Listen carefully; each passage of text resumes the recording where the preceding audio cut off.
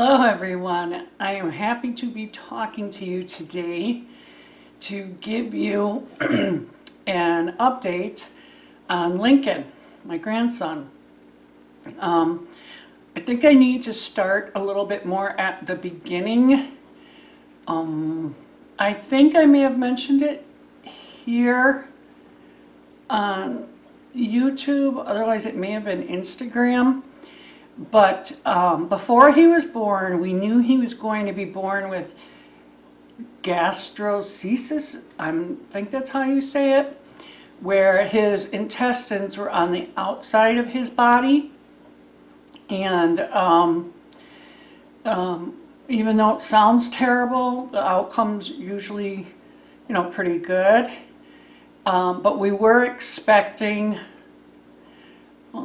I guess more problems when he was born than what actually happened. I mean, we were praying for him, of course, but everything just was, he weighed a lot more than they thought.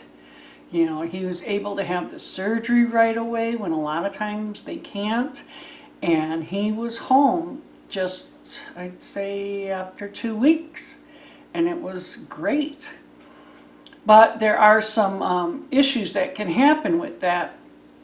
So last week, Friday, my daughter-in-law, Cammie, Lincoln's cord fell off, like they do with newborns. But behind there didn't look right to her. And she wasn't sure if it was a hernia or what it was. So she took him to Children's Hospital. And they noticed that he hadn't been gaining weight and his blood pressure was low. As far as the belly button was concerned, the surgeon said that it was okay, that it was a little bit of a hernia, but it wasn't a big deal and it was something that they expected. So he gave them the all clear on that. But they wanted to keep him so that they could bring in a nutrition and possibly a speech therapist, thinking that maybe he was tongue-tied. And because when he drank, there'd always be a lot of, milk coming out. So they weren't sure if that was somehow affecting his weight. So he stayed there in the hospital that Friday and then Saturday, but then I guess early Sunday morning they called Cammie and my son Michael and told them, you need to come in. Lincoln's not doing well at all. It's really, really bad. And of course, they were, freaking out, like, what do you mean? How? He wasn't sick. So they rushed in there, and then eventually I got a phone call at church saying they thought Lincoln was going to die. Would I come? Well, of course I'm going to come. I told the pastor what was going on because both Cammie and Michael attend the same church. And church, right away did prayers for him. And I left and went to the hospital. And at that time, what we were being told was that Lincoln had really high numbers of ammonia in his system. And his liver was bad and his kidneys weren't working proper. And his blood pressure was too low, his heart rate was too high. And they think because they don't know how long he had this ammonia in his system, they were very much afraid that he has brain damage. And they were looking at doing dialysis to try and get the ammonia out of his blood. He had had several blood transfusions, and that really didn't do anything. So they were looking at dialysis, but one, they had never done dialysis on that small of a baby, and two, because he was also really dehydrated, it was very difficult for them to find an artery. Well, they found it, but that would be of use for that. Throughout the day, I'm praying, everybody's praying. I'm sending messages everywhere and trying to get the word out for people to pray for him.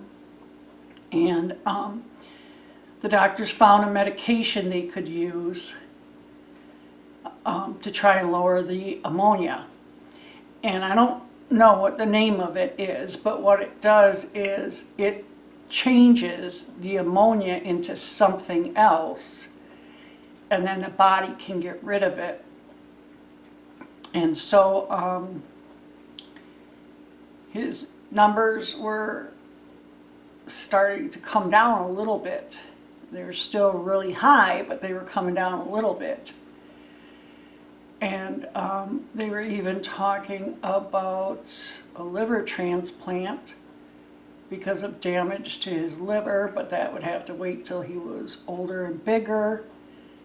And I mean, everything was so scary, so crazy, so scary. There's nothing as family that we can do except pray, but yet that's the best thing we can do. And so I let all of you guys know, and I know you've been praying. There are people all over the country and all over the world praying for this little guy, and I appreciate it so much. And so does his parents. It's incredible, because since that day, every day, he has gotten a little bit better. One of the first things they did was they were able to take him off of the medication that paralyzes you, because he was in a medically induced coma, and they took him off of that. And then the next thing they did was they were able to take him off of the blood pressure medication. And so every day there has been something a little bit more that's been going from bad to good. Now today's Wednesday, and I was up there, and did this grandma's heart well.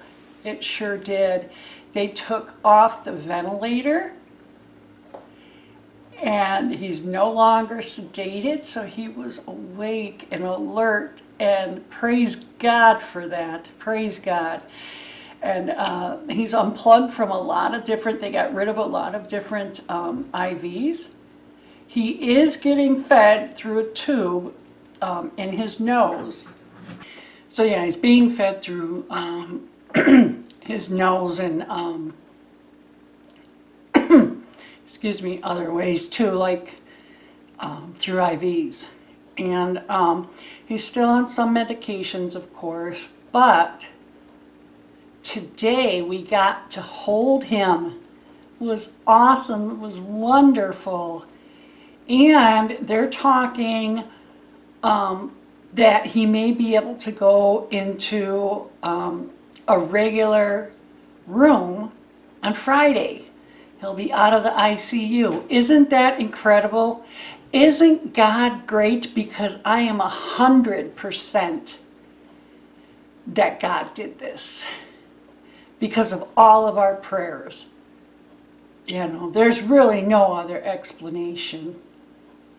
Tomorrow he goes for an MRI to check and see if they can find any kind of potential brain damage. So I'm asking you to pray that that goes well too. Right now he just seems alert and doing well, and like a typical newborn. but we just don't know. Anyhow, I did take a bunch of pictures and I took some video, and I wanted to share that with you guys, so that'll be coming up. And I just want to thank you all again, and let you know we all appreciate it. His whole family really appreciates it. And God bless, and take care of yourselves.